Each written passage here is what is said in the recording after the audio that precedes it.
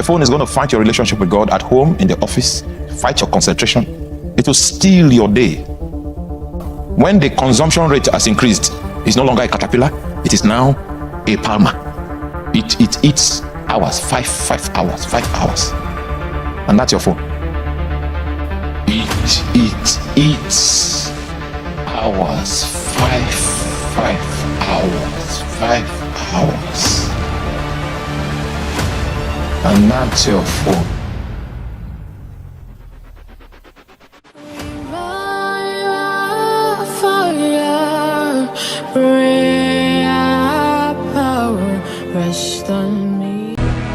First of all, you switch off the phone, throw it somewhere so that you will need 6 hours to look for it when you want to find it. Just switch it. Don't look there.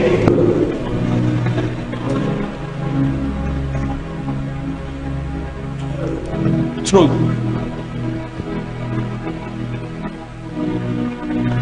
So you must develop the capacity and the discernment to be able to see and to preserve fire, either in your life or in the church or in your fellowship or in your prayer group, because the devil is going around trying to quench fire, and if he fails, it means something will rise with the capacity to challenge him in the days to come.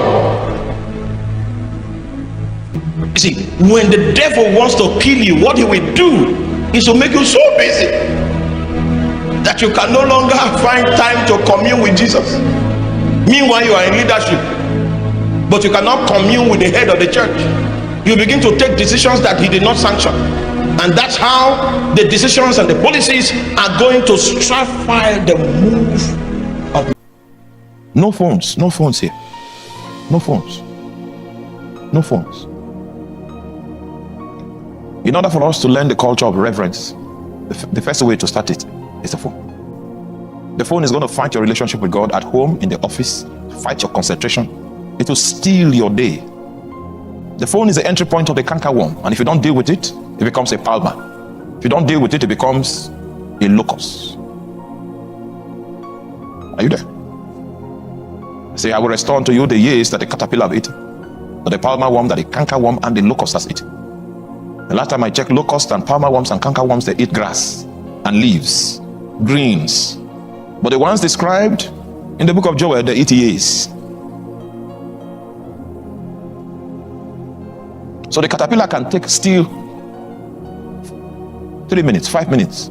Then it starts stealing 1 hour. When the consumption rate has increased, it's no longer a caterpillar, it is now a palmer. It eats hours, 5 hours. And that's your phone. Now, if you don't bridle it, it becomes a canker. That one eats days.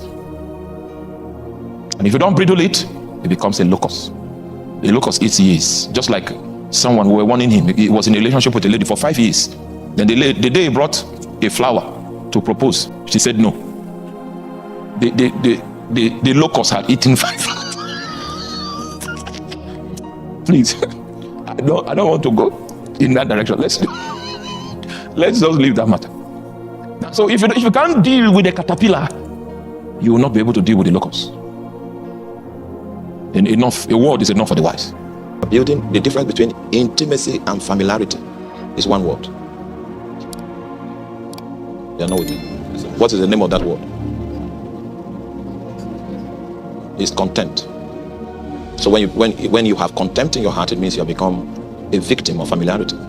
It is possible for you to become familiar with God if you don't do anything deliberate to texture your heart to accommodate reverence.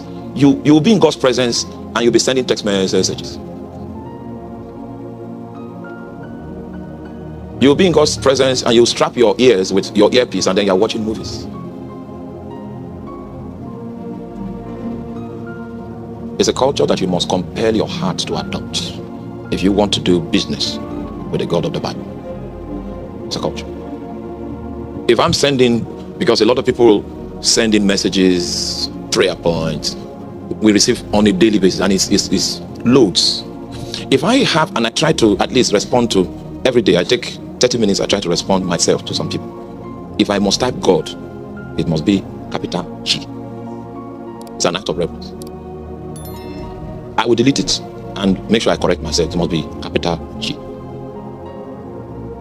In fact, in those days when the script of scripture was being written, the Old Testament in Hebrew, the scribes would take their bath before they write Yahweh. And you can imagine how they wrote the book of Psalms, how many times they had to take their bath. Because Yahweh, Yahweh, so you take your bath to write 15 verses, reverence, so that you will not come by it at face value. It will not become an object of contempt, because your heart has that attitude because of the fall to trivialize the things of God. Because God will not say he will kill you now. No, he won't. But the devil will say that up front, so that you take care of yourself before you come close. Because of that, we do not reverence him. We do not ensure that our hearts are in the right places to transact and to do business in great waters.